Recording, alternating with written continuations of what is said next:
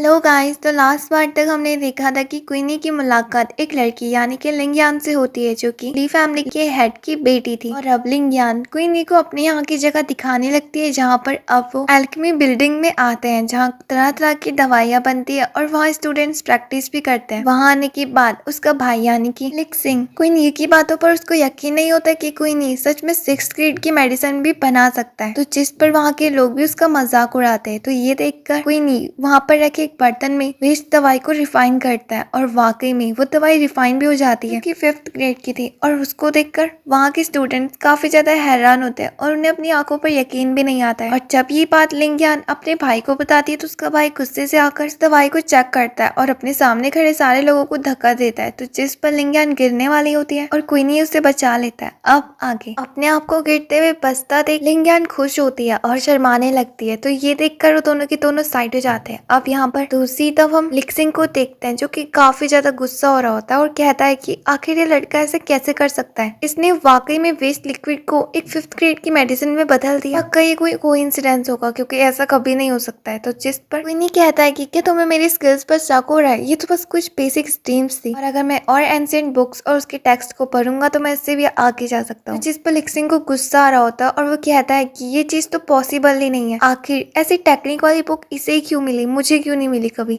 आखिर इस बंदे के पास वो एंशिएंट बुक आई कहाँ से। दूसरी तरफ हम लिंगयान को देखते हैं जो कि सोच रही होती है कि मास्टर रेंडुई ने कहा था कि ये टेक्निक काफी ज्यादा रेयर होती है और इसे करने के लिए स्पिरिचुअल पावर्स भी यूज होती है। और वाकई में क्वीनी भी ने भी यही करा, उस वेस्ट मेडिसिन को एक प्योर मेडिसिन में बदल दिया। मुझे यकीन नहीं हो रहा कि वाकई में उसने ही करा। दूसरी तरफ क्वीनी वहां से चुपचाप जाने लगता है तो उसको देखकर लिंगयान भी उसका पीछा करने लगती है। अब जब क्वीनी उसे देखता है तो वो रुक जाता है और उससे कहता है कि आखिर तुम मेरा पीछा क्यों कर रही हो, कहीं ऐसा तो नहीं कि तुम्हें अपनी गलतियों पे पछतावा हो रहा है कि मैं झूठ नहीं बोल रहा था। तो जिस पर लिंगयान उससे कहती है कि हाँ तुमने झूठ बोला कि तुम मास्टर बोलने के लायक नहीं हो, आखिर अपना इतना बड़ा हिडन टैलेंट छुपाते हुए। तो जिस पर क्वीनी कहता है कि तुम भी अपने भाई की तरह ही हो, उसे यही लगता है कि ये सिर्फ एक कोइंसिडेंस है और अगर तुम दोनों खुश हो तो खुश रहो, और ये कहकर वो वहां से जाने लगता है। तो जिस पर लिंगयान कुछ सोचती है और फिर से क्वीनी के पास आ जाती है और उससे कहती है कि मास्टर क्वीनी, भले ही आप कुछ दिनों के लिए रहने के लिए आए हो पर तब तक तुम हमारी फैमिली ही कहलाओगे, और हाँ अगर तुम्हें जो भी हेल्प चाहिए होगी तो तुम मुझसे बोल लेना, मैं तुम्हारी मदद करने के लिए तैयार हूँ। तो जिस पर क्वीनी उससे कहता है कि ठीक है, फिर आज मेडिसिन बनाने के चक्कर में मेरी काफी ज्यादा स्पिरिचुअल पावर यूज हो चुकी है, इसलिए मुझे रेस्ट करने के लिए अपने लिए एक रूम चाहिए। तो जिस पर लिंगयान उससे कहती है कि बस इतनी सी बात, मैं तुम्हें एक परफेक्ट रूम देती हूँ, और इसके बाद वो अपने साथ उसे ले जाती है। जहाँ आने के बाद लिंगयान उसका अच्छा से स्वागत भी करती है और उससे चाय पीने को भी कहती है। तो जिस पर क्वीनी उसे मना कर देता है और कहता है कि इतना ड्रामा करने की कोई जरूरत नहीं है। अब जिस पर लिंगयान काफी ज्यादा गुस्सा होती है पर तभी भी वो उसके बेड की तरफ आती है और उसे साफ करते हुए कहती है कि तुम यहाँ पर बैठ सकते हो। इसके बाद वो खुद भी बैठ जाती है और क्वीनी को घूरने लगती है और फिर वो क्वीनी से कहती है कि क्या मैं जान सकती हूँ कि आखिर तुम यहाँ तक कैसे पहुंची, मतलब कि क्या तुम अपनी टेक्निक्स के बारे में मुझे भी कुछ बता सकते हो। मुझे पता है कि तुम्हारी मेंटल पावर वाकई में बहुत ज्यादा स्ट्रांग हो चुकी है। तो जिस पर क्वीनी अपने मन में सोचता है कि ऐसा नहीं होता अगर मैंने 10,000 सालों तक प्रैक्टिस नहीं करी होती, और अभी भी वो पावर्स मेरे ही पास है। मुझे पता है कि इस वीक बॉडी के साथ मैं कैसे अपने स्पिरिचुअल पावर को कंट्रोल कर पाता हूँ, लेकिन इसका क्या। और अब वो लिंगयान से कहता है कि अगर मैं तुमसे ये कहूँ कि इसकी कोई भी स्किल्स नहीं है तो, और ये एक तरह का सीक्रेट है। तो जिस पर लिंगयान काफी ज्यादा गुस्सा हो जाती है और वो क्वीनी का गला पकड़ देती है और कहती है कि क्या तुम्हें ये सब कुछ मजाक लगता है, मैं 1 घंटे से तुम्हारी सेवा करने पे लगी हुई हूँ और अब आकर तुम मुझसे ऐसा कहते हो, क्या तुम्हें सच में लगता है कि मैं पागल हूँ, चुपचाप बता दो कि तुमने क्या सीखा था। और जब वो आपस में फाइट कर रहे होते कि तभी बाई हुआन भी वहाँ पर आ जाती है और उससे कहती है कि क्या तुम अंदर हो। और उन दोनों को वहाँ देखकर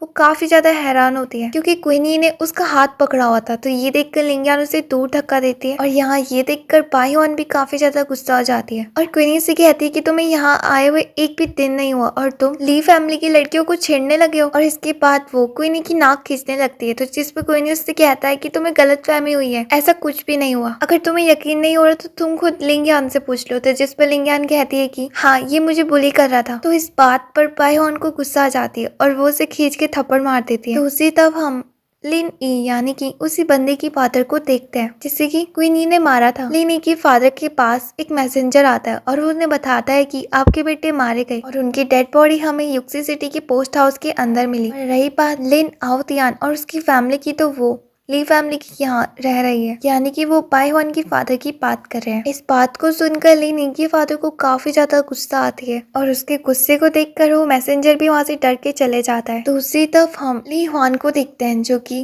क्वीनी की दिए हुए मेथड को प्रैक्टिस करने लगता है और वो बड़ी आसानी से उसे सीख भी जाता है। उसको देखकर उसके फादर बायहुआन की फादर आपस में बातें करने लगते हैं, तो जिस पर बायहुआन की फादर हेड से कहते हैं कि वाकई में ये लड़का ली हुआन है, इसके स्किल्स काफी ज्यादा अच्छी है। तो जिस पर ली हुआन कहता है कि मैं वाकई में बड़ी आसानी से इस वेपन को चलाना भी सीख गया। वैसे कुछ भी कहूँ, कोई नहीं है तो इंटरेस्टिंग बंदा, उसने दी हुई मेथड काफी ज्यादा पावरफुल भी है। और अब जिस पर हेड कहते हैं कि ये सब कुछ कोई नहीं ने करा है, इसलिए हमें तुम्हारा शुक्रिया अदा करना चाहिए। तो जिस पर बायहुआन के फादर कहते हैं कि नहीं, शुक्रिया अदा तो हमें आपका करना चाहिए कि आपने हमें यहाँ कुछ दिनों तक रहने के लिए कहा। तो जिस पर हेड कहते हैं कि इसमें कोई बड़ी बात नहीं है, पर हाँ आप शॉन सिटी में काफी ज्यादा नए हैं, तो अगर आपको कुछ भी काम होगा तो आप इस पर ली हुआन को अपने साथ ले जा सकते हो। जो जिस पर ली हुआन भी एग्री हो जाता है और इसी के साथ ये एपिसोड यहीं पर एंड होता है। उम्मीद है कि आपको पसंद आया होगा। वीडियो को लाइक करके चैनल को सब्सक्राइब करना मत भूलना। तब तक के लिए बाय।